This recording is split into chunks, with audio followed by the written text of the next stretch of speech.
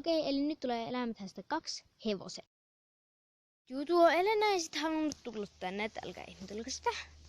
Koska se varmaankin pelkää hevosia, mutta joo. Milloinko meidän heppalaumat tulee tuolta syömästä heinää? Pitääkö mun mennä niiden luo?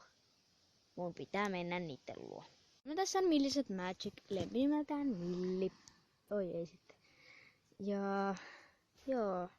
Tämä on ruunikko, täällä on tähden aihe ja arvatkaa mitä täältä löytyy. Jalat. Kyllä, kirjakaviot ja sukat. Mä en oikein muuta nyt tästä osaa kertoa, joten siirrytään vaan seuraavaan hevoiseen. Tämä tässä on Suomen hevostamma nimeltä Virin Minna. Lempinimeltään Minna. Se on rautias ja sillä on pyrstötähti. Muita merkkejä ei pitäisi olla.